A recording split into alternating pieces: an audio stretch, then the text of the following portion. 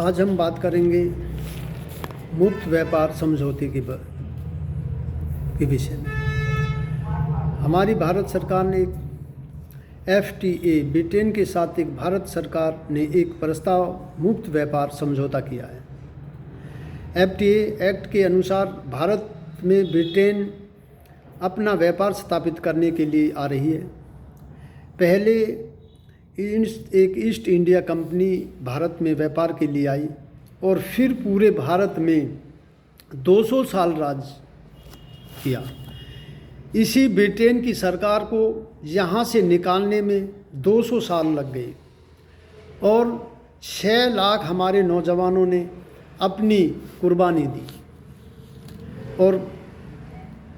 और सरकार भी इसे वही काम करने जा रही है जैसे पहले अंग्रेज़ों ने अपना माल भारत में बिना टैक्स बेचती थी और फिर से भारत के ये सत्ता के भूखे भेड़िए मीर जाफरों ने अंग्रेज़ों को भारत में बुलाने का काम शुरू कर दिया है। तो मेरा मानना है कि भारत आज भी आज़ाद नहीं हुआ है, क्योंकि पहले अंग्रेज़ों ने भारत के व्यापारों पर इतना टैक्स लगा दिया था कि भारत की बनी वस्तुएं भारत में ही बिकना बंद हो गई और भारत के व्यापारियों को अपना माल मंद करना पड़ा, क्योंकि अंग्रेज़ों ने अपने माल का कम दामों पर बेचते थे और भारत के बनी हुई वस्तुओं पर 127% टैक्स लगा दिया।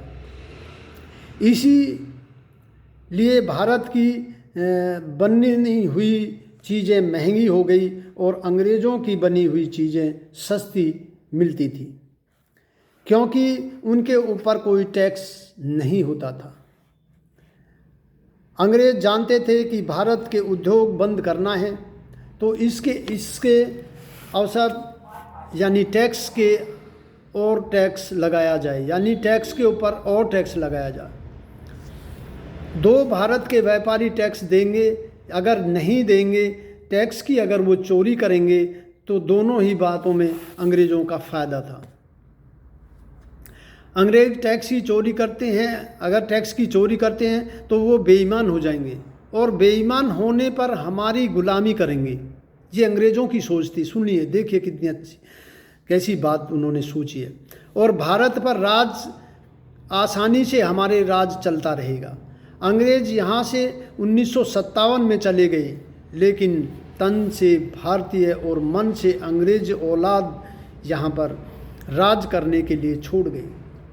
1957 में अंग्रेज़ यहाँ से चले गए तो अंग्रेज़ों के बनाए कानून भी यहाँ से चले जाने थे, लेकिन सत्ता के भूखे मीर जाफरों ने जैसे अंग्रेज़ों ने कहा, भारत में जो ही उन्होंने अपने बनाए हुए कानूनों को लागू करवा दिया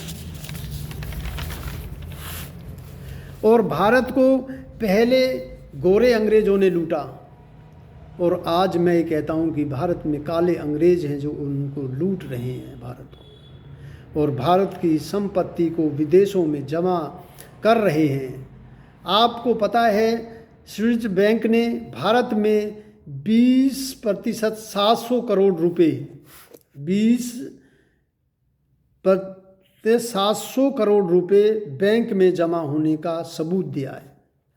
ये मैं नहीं कह रहा, ये भारत सरकार का आंकड़ा है जो बता रहा है कि इतना पैसा विदेशों में जो काला धन जिसको बोलते हैं वो जमा है। गद्दार मीर जाफरों का पैसा है ये, जो भारत से लूट कर विदेशों में जमा कर रखा है। और आप कहते हैं कि हम आज़ाद हो गए।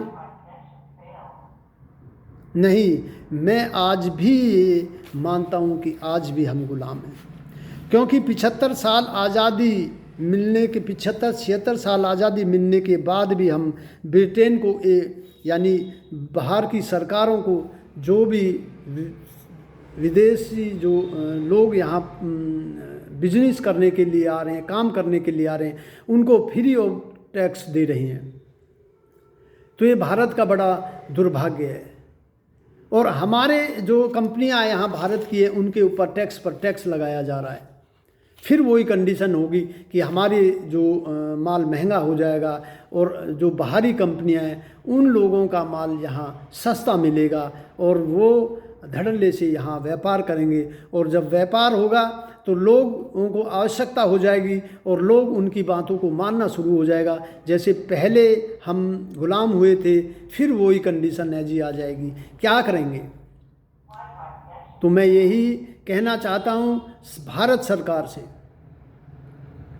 कि जो अपने देश में जो चीज़ें बनाई जा रही है, जो कंपनियां लगी हुई हैं, भारत की जो कंपनियां हैं, उनको कम से कम टैक्स लगाया जाए।